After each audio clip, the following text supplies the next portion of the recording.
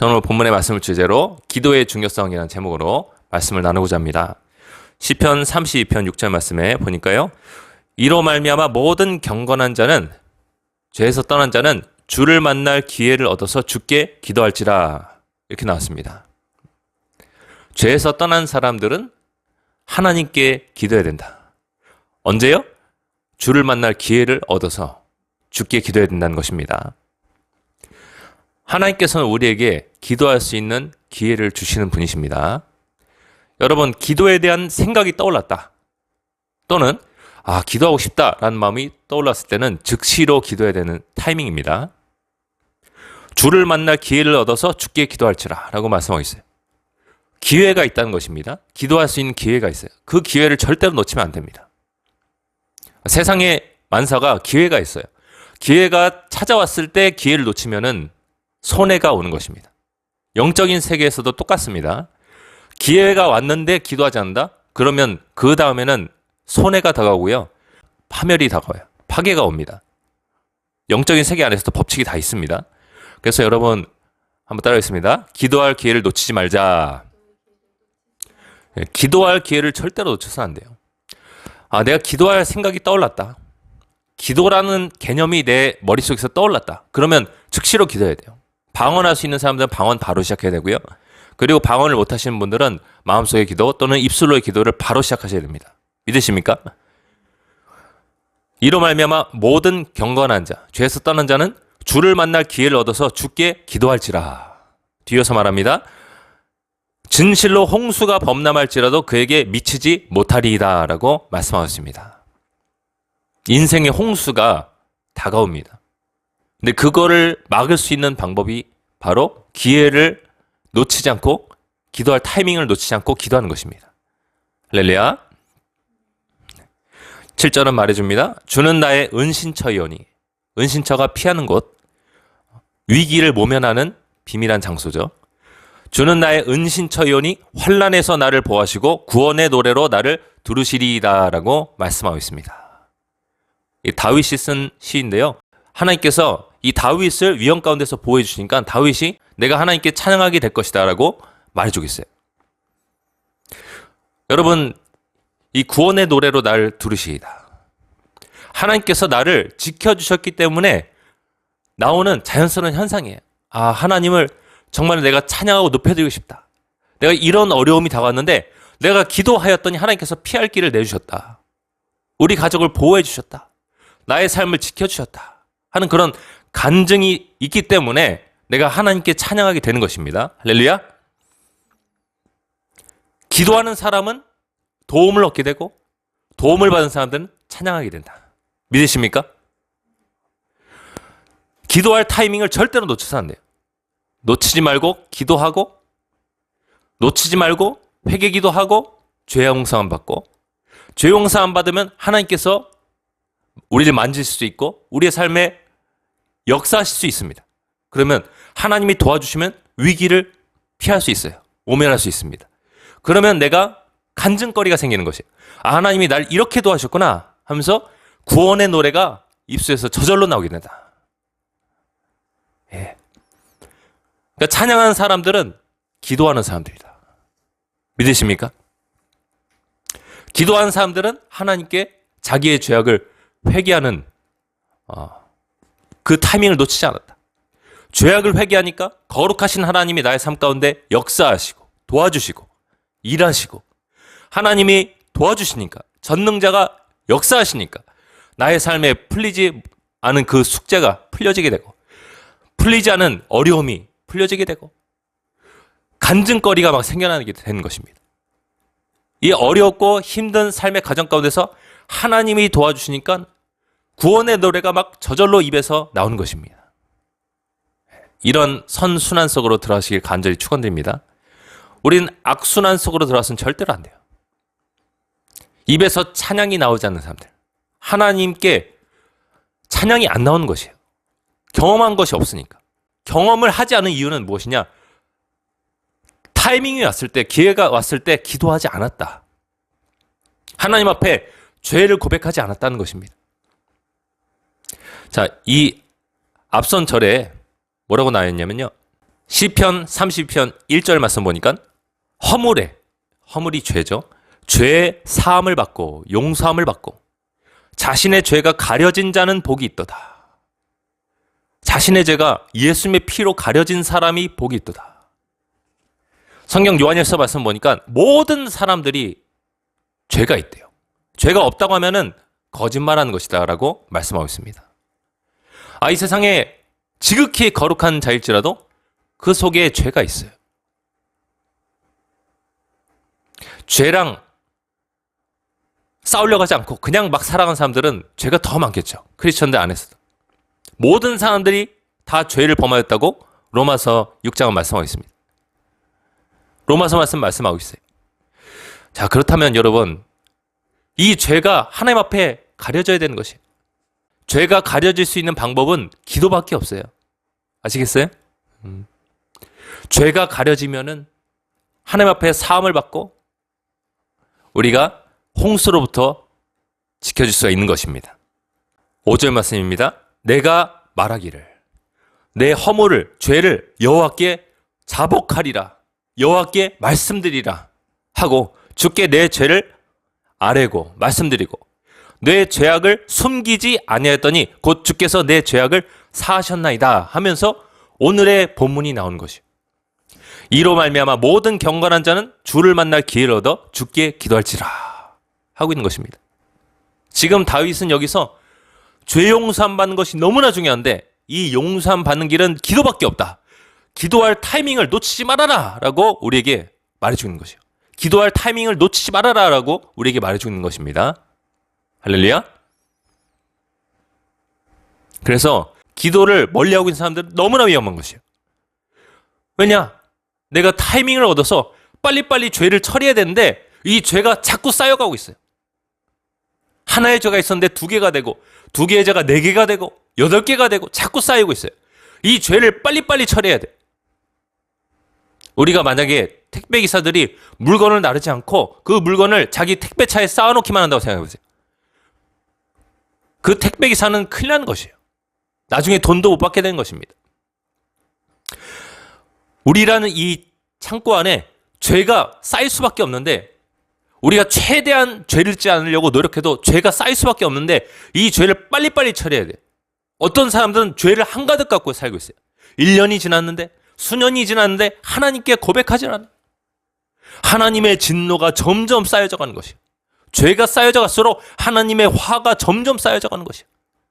그러다가 어느 한 날 잘 살아가고 있다가 홍수가 밀려오기 시작하는데요. 이 홍수는 괜히 오는 것이 아니라 내 안에 죄가 쌓여있기 때문에 하나님의 보호하심이 떠났어. 하나님의 손길이 떠날 수밖에 없었어. 거룩하신 하나님의 보호하심과 임재가 떠날 수밖에 없었어. 하나님의 거룩한 손길이 떠날 수밖에 없었어. 죄로 가득 찬 나를 떠날 수밖에 없었어. 이 세상의 모진 풍파가 어려움이 다가오는데요. 그때는 우리가 우리 힘으로는 막을 수 없는 것입니다. 믿으십니까? 그래서 우리는 따였습니다. 죄를 최대한 빨리 처리해야 된다. 예. 하루가 끝나기 전에 회개기도 하고 주무셔야 됩니다. 믿으십니까? 죄를 지었다면 즉시로 무릎 꿇고 또는 마음속으로 정말로 하나님 앞에 깊이 반성하는 마음으로 기도하셔야 돼요. 하나님, 제게 이런 죄가 발견되었습니다. 하나님, 제가 보기에는 이것은 죄인 것 같습니다. 저를 용서해 주시옵소서. 가족 가운데 죄가 발견됐다면 여러분이 대신 기도했어요. 욥이 그랬던 것처럼 욥이 혹시라도 자기 자녀들이 파티를 열다가 죄를 지었을까 봐 파티 다음날 즉시로 하나님 앞에 이 자녀들을 모아놓고서 회개를 드린 마음으로 제사를 올렸어요. 가족 가운데 혹시라도 하나님 죄가 있다면 주님 용서해 주시옵소서. 저희 가족에게서 죄가 발견된 것 같습니다. 주님 용서해 주시옵소서. 여러분은 타이밍을 놓치지 말고 기도하셔야 됩니다. 믿으십니까? 여러분은 하나님을 지금 배우고 있는 것이에요. 여러분은 하나님이 어떤 분인지 배워가고 있는 것입니다. 하나님은 기본적으로 죄를 미워하시는 분이시다. 죄를 차마 눈뜨고 보실 수 없는 분이시다. 그분 앞에 죄가 처리되지 않은 인생은 너무나 위험한 것이다. 그들이 아무리 부자일지라도, 그들이 지금 보기엔 아무리 평안할지라도, 그들이 지금 보기엔 아무리 건강할지라도 죄가 쌓여진 인생이 제일 위험한 것입니다. 그래서 우리는 노후 준비를 탄탄하게 하는 것이 중요한 것이 아니라 그것보다 훨씬 더 중요한 것은 지금 내 영적인 상태를 점검해서 우리가 하나님 앞에 혹시라도 죄를 범한 것이 있지 않은지 살펴보는 민감성이 증가돼야 돼요. 계속 살펴봐야 돼요. 그래서 여러분 학교 갔다 오면은 회개기도 하세요. 그리고 여러분 직장 갔다 오면 회개기도 하십시오. 일터를 갔다 오면 회개기도 하세요. 그리고 자기 전에 회개기도 꼭 하시기 바랍니다. 죄가 발견되면 우리는 무조건 즉시로 기도해야 돼요. 그래서 저는 어떻게 기도하냐면요. 하나님, 제가 알고 지은 죄, 모르고 지은 죄를 용서해 주시옵소서. 모르고 짓는 죄가 있을 수 있으니까 그것까지도 하나님 용서해 주시옵소서.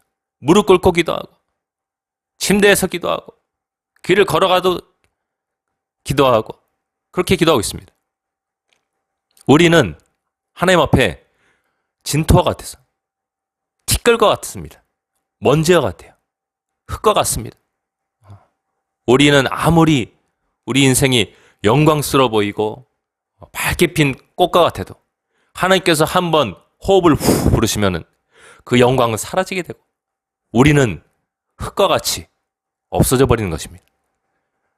그래서 그 하나님 앞에 우리가 잘 보이십시다. 아시겠죠?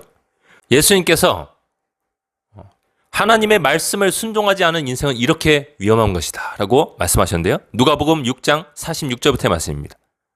너희는 나를 불러 주여 주여 하면서도 어찌하여 내가 말한 것을 행하지 아니하느냐. 이때 당시에 수많은 사람들이 예수님께 주여 주여 하고 다가왔어요. 주여.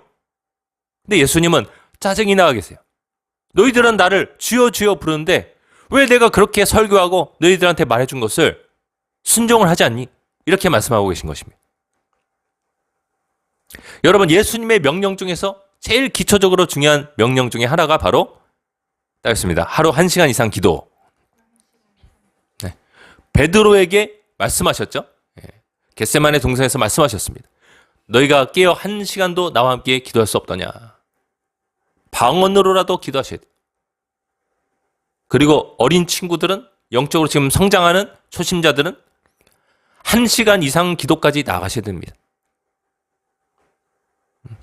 너희들은 나를 불러 주여 주여 하면서도 어찌하여 내가 말한 것을 행하지 아니하느냐. 오늘 많은 그리스도인들이 왜 나에게 이런 비극이 다 왔습니까? 하나님, 원망합니다. 왜 나의 가정 가운데, 왜 나의 관계 가운데 이런 어둠이 다 왔습니까? 주님은 말씀하신 것이 너희들은 나를 불러 주여 주여 하면서도 어찌하여 내가 말한 것을 행하지 아니하느냐. 어찌하여 1시간 이상 기도를 하지 아니하느냐. 예수님께서 말씀하셨듯이 예수님은 포도나무시고 우리는 가지인데 그 가지가 이 나무에 붙지 않으면 스스로 열매를 맺을 수 없는데 이것은 하나님의 자녀들이 살아가는 방식인데 어찌하여 1시간 이상의 기도를 하지 않느냐. 주님은 답답해하고 계세요. 그래서 여러분 따였습니다. 원망하기 전에 1시간 이상 기도하자. 네. 우리가 1시간 이상 기도할 때 회개기도 꼭 하게 되죠. 꼭 해야 됩니다. 안 하신 분들. 그때 죄도 용서만 받고요. 하나님의 임재하심이 여러분 가운데 오게 되면요. 여러분이 하나님과 일치가 됩니다. 가지가 포도나무에 붙어 있게 되면요. 포도나무로부터 성령을 공급받게 됩니다.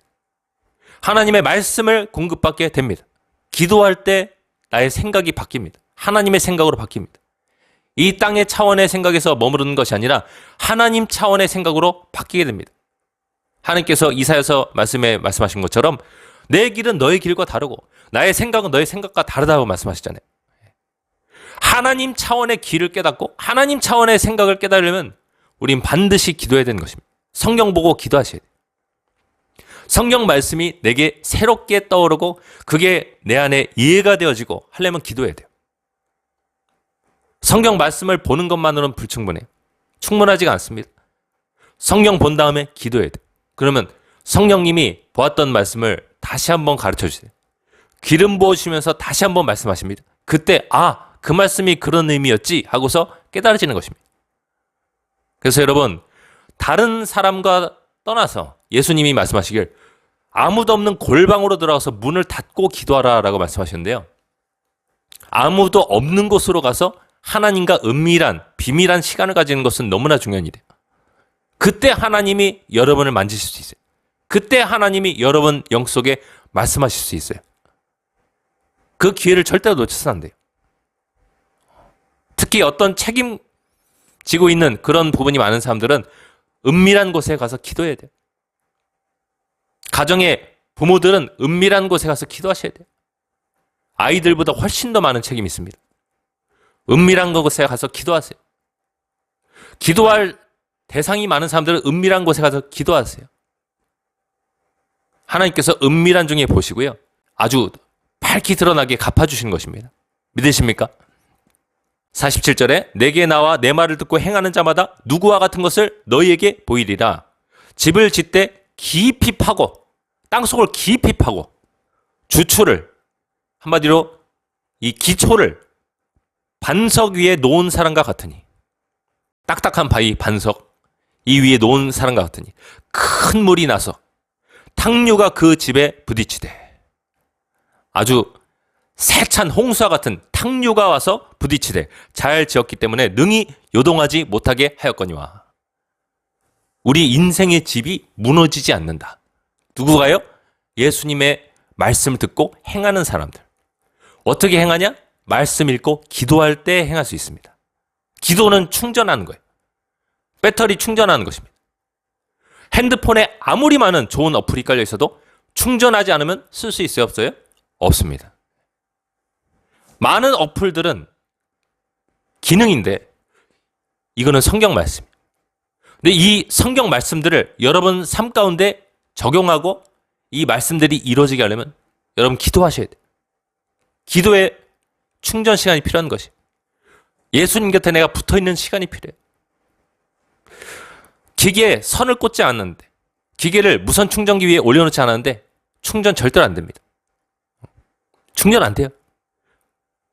우리라는 이 배터리가 충전되려면 기도하면서 예수님 곁에 머물러야 되는 것입니다. 믿으십니까? 듣고 행하지 아니하는 자는 주추 없이 흙 위에 집 지은 사람과 같으니 탕류가 부딪힘에 집이 곧 무너져 파괴됨이 심하니라 하시니라. 우리가 하나님과 일치가 되면은 우리의 삶 가운데 다가오는 모든 어려움들을 다 극복할 수 있습니다. 불가능이 없습니다. 할렐루야? 불가능이 없어요. 제가 요즘 진짜 느끼는 거지만 하나님께는 불가능이 없어요. 하나님은 모든 것을 가능하게 하시는 분이에요. 누가복음 말씀 보니까 대저 하나님의 말씀에 능치 못하심이 없다고 했어요. 영어 성경에 보면은 하나님과 함께라면 능치 못할 일이 없다. 불가능이 없다. 말씀하고 있어요. 왜냐하면 하나님이 모든 것을 다 만들었어요. 저도 그렇고 여러분도 그렇고 세상도 그렇고 다 만드셨어요. 하나님께는 가능만 있어요. 오직 예수님께는 예스만 있습니다. 예만이 있어요. 할렐루야? 문제는 그분과 여러분이 하나가 되는 거예요. 하나가 되기 위해서 필요한 것은 죄를 없애버리는 거지. 회개 기도를 통해서. 다윗이 고백했던 것처럼 기회를 놓치지 말고 타이밍 놓치지 말고 즉시 회개하는 것이에요. 그리고 말씀 보는 거. 말씀 보는 거.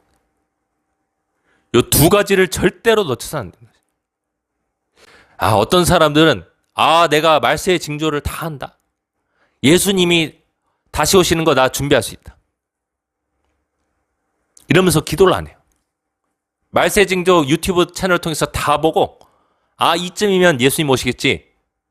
그러면서 흥청망청 살고 있어요. 기도 절대로 안 합니다. 1시간 이상 기도 안 합니다.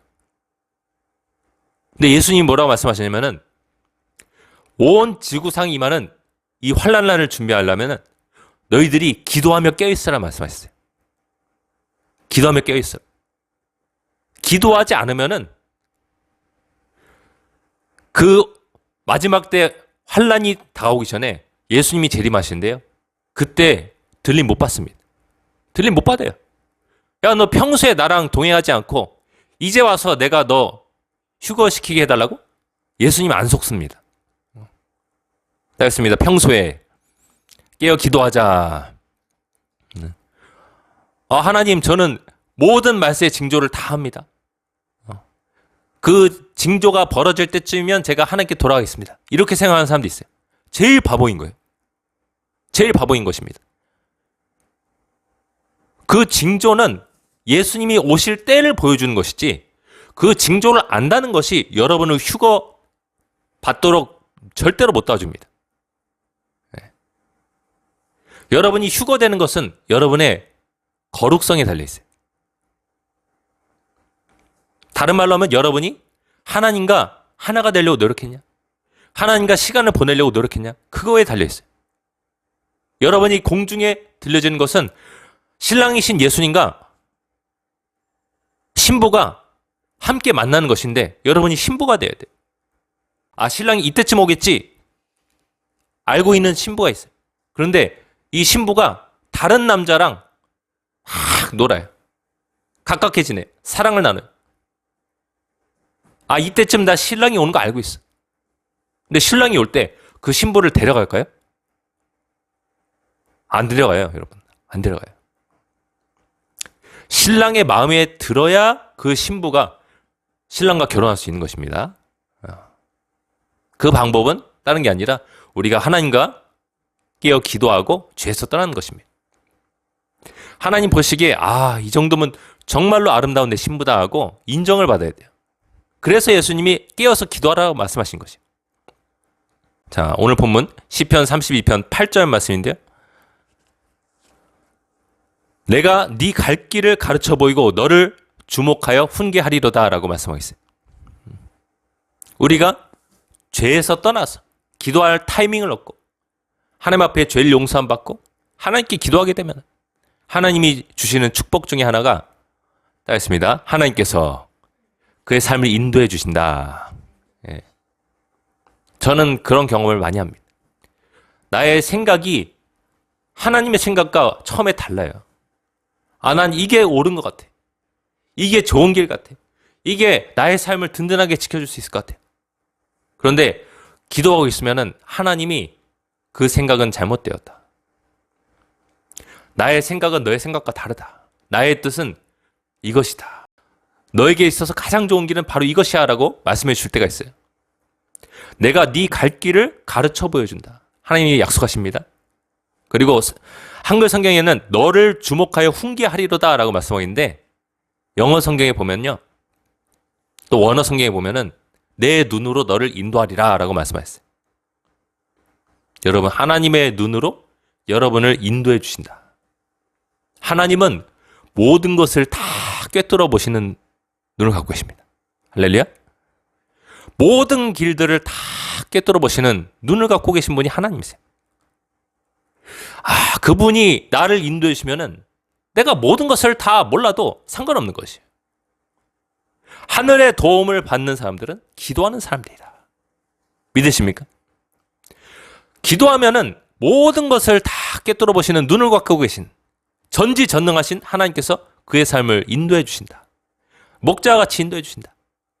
내가 내 눈으로 너를 인도하리라. 할렐루야. 너무나 귀한 말씀. 늙었어도 상관없어요. 하나님이 주님의 눈으로 여러분을 인도하시면 여러분의 노년은 평안할 것입니다. 할렐루야. 여러분이 약할지라도 상관없습니다. 하나님의 눈으로 여러분을 인도하시면 여러분은 평안할 것입니다. 건강할 것입니다. 믿으십니까? 여러분이 연약해도 상관없습니다. 하나님의 눈으로, 전능하신 눈으로 여러분을 인도하시면 모든 것은 술술 풀리게 될 것입니다. 문제는 내가 하나님과 함께 있을 수 있느냐, 이것이 문제인 것이요. 내가 오늘 하루를 보낼 때 정말로 하나님을 놓치지 않을 수 있느냐, 이것이 문제인 것이요. 하나님 곁에 자석처럼 붙으시길 간절히 축원드립니다. 기도로 붙으세요. 기도로 자석처럼 꽉 붙어 있으세요. 포도나무에 꽉 붙어 있으세요. 여러분은 주렁주렁 열매를 맺게 될 것입니다. 너희가 지금까지는 내 이름으로 구하지 아니하였지만 지금부터 내 이름으로 구하라. 예수 그리스도의 이름으로 기도해라. 그러면 너희가 열매를 많이 맺으리니 그 열매를 통해서 하나님 아버지께서 영광을 받으신다 하셨습니다. 주렁주렁 열매 맺는 여러분의 삶이 되길 간절히 축원드립니다. 건강의 열매를 맺길 간절히 축원드립니다. 거룩함의 열매를 맺길 간절히 축원드립니다.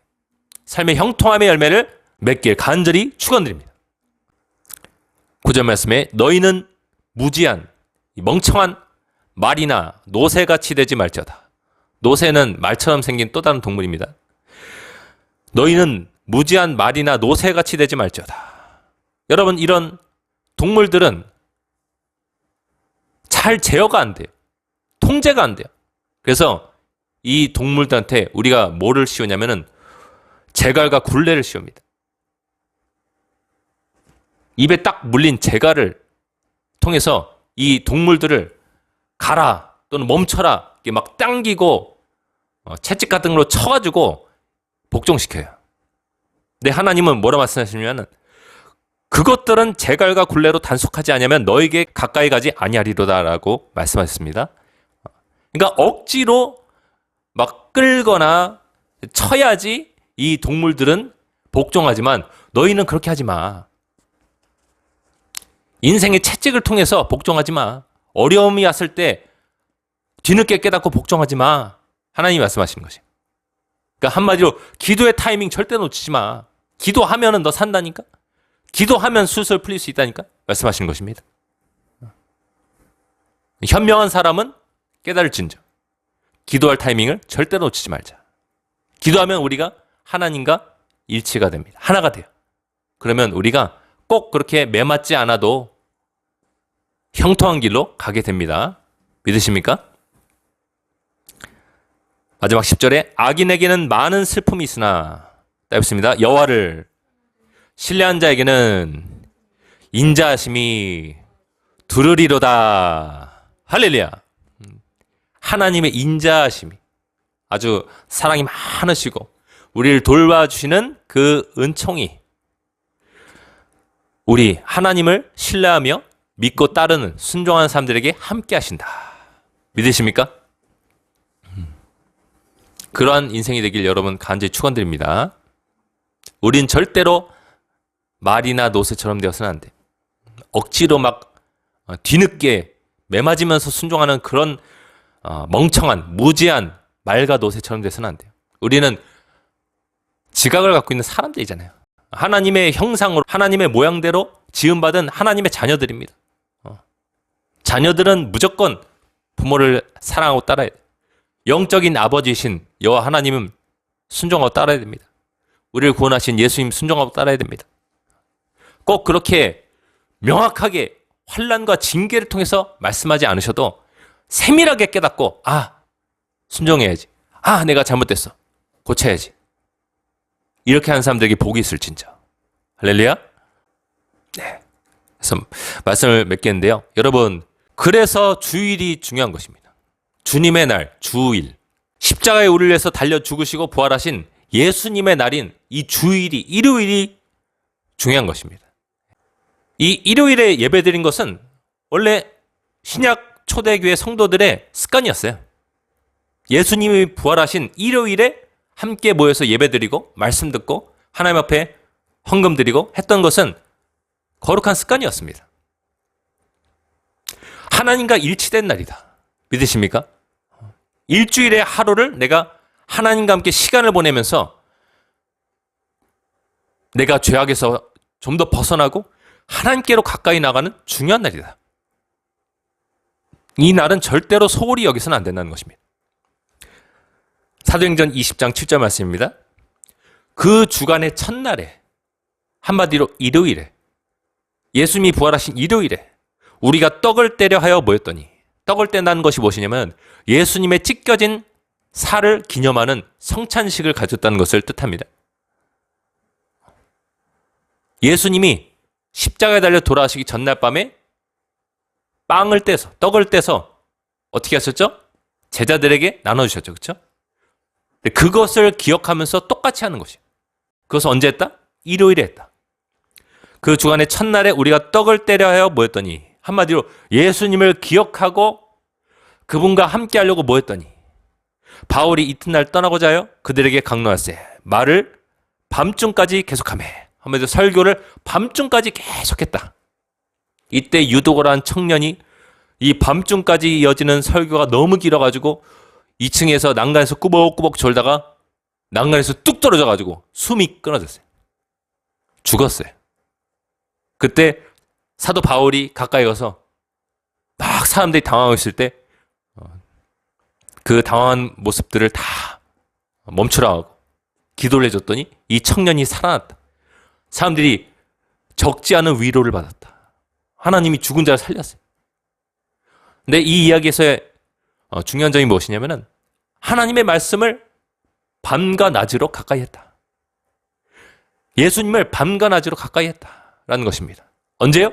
주일에. 한 주간의 첫날에. 일요일에 여러분 막 놀러 다니지 마세요. 오늘날 크리스천들 보통 월요일부터 금요일까지 일하는 사람들이 많은데요. 일요일에 막 세상으로 나가서 잠깐 예배드리고 세상으로 나가서 그렇게 놀지 마세요. 일요일은 집에서 쉬세요. 교회 갔다 와서 집에서 쉬세요. 쉬면서 하나님의 말씀을 가까이 하셔야 되는 것입니다. 기도해야 되는 것이에요. 그 날을 그냥 대수롭지 않게 생각하면 안 돼요. 그 날은 내가 하나님께로 가까이 가는 날이에요. 자석처럼 하나님께 달라붙는 날이에요. 근데 이 날에, 이 날조차도, 일주일에 이 하루조차도 내가 잠깐 예배드리고, 나는 모든 종교적 의무를 다 했으니까 나는 마음껏 놀아야지. 요즘 솔직히 이틀 노는 사람들 많잖아요. 근데 이날마저도 내가 하나님과 함께 시간을 보내지 않고 놀아버리면 주중에는 열심히 일하느라 정신이 없는데, 애들 돌보느라 집안일 하느라 정신이 없는데 하나님과 함께 사귈 시간도 없고요. 가까이 할 시간도 없는 것입니다. 그래서 저는 주일에 많이 기도하는 시간이 너무나 좋아요. 이 시간만큼 행복을 주는 시간이 없어요. 처음에 기도할 때 힘들죠. 한 주간 일했으니까 힘듭니다. 그런데 기도하고 있으면 제 영이 살아나요. 기도하고 있으면 하나님의 사랑이 느껴져요. 기도하고 있으면 그 장소에 성령님이 내려오시고, 기도하고 있으면 하나님의 사랑을 느끼고 하나님의 변함없는 사랑과 위로와 보호하심이 느껴진, 이 시간만큼은 절대로 내가 뺏겨서는 안 되겠다는 그런 다짐이 서게 됩니다. 사랑하는 여러분도 그렇게 하시기 바랍니다. 이 시간 우리 함께 기도할 때 하나님, 기도의 중요성을 절대로 놓치지 말게 도와주시옵소서. 기도는 회개하게 만들고, 기도는 죄를 처리하고, 기도는 하나님의 손길과 나를 감싸주시는 임재가 떠나지 않게 해주십니다. 기도는 세상의 홍수로부터 나를 지켜줍니다. 우리 가정을 지켜줍니다. 1시간 이상의 기도는 너무나 중요한 것입니다. 하나님 도와주시옵소서. 너희들은 나에게 주여 주여 하면서 왜 내가 너에게 하는 말을 지키지 않냐. 예수님께서 애타는 마음으로 우리에게 말씀하고 계십니다. 절대로 기도하라는 이 명령을 우리가 대수롭게 가볍게 여기지 말게 도와주시옵시고, 우리가 깨어 기도하고 말씀 보고 그 말씀이 기도할 때 성령이 주시는 음성을 따라 각인되게 도와주시고, 그 말씀을 따라 행동하여서 하나님과 함께 가까워지고 하나님과 하나가 되어지고 하나님 방식대로 내가 삶을 살아서 하나님, 세상에 하나님 믿는다면서 하나님이 금지하신 많은 빚을 지고 고통받는 크리스천들이 있습니다. 아버지, 우리가 하나님께 돌아오게 도와주시옵소서. 하나님을 떠나서 두려운 마음으로 하루하루를 살고 있는 사람들 많습니다. 하나님, 우리가 전능자 하나님께 돌아오게 도와주시옵소서. 피난처와 은신처가 되신 하나님께 돌아오게 도와주시옵소서. 모든 세상의 근심 걱정과 하나님, 우리의 잘못된 시도를 다 버리게 도와주시고, 아버지, 우리가 주님과 일치된 하나된 삶을 통하여서 하나님께 영광을 올려드리고 주님의 성령님과 천사의 도움을 받아 세상 끝날까지 하나님과 동행하다가 마지막 날 주님께서 이 세상에 구름 타고 다시 오실 때 공중으로 들림받게 도와주시옵소서. 그런 마음을 담아서 주여 은혜를 주옵소서 외치면서 기도하겠습니다. 주여 은혜를 주옵소서.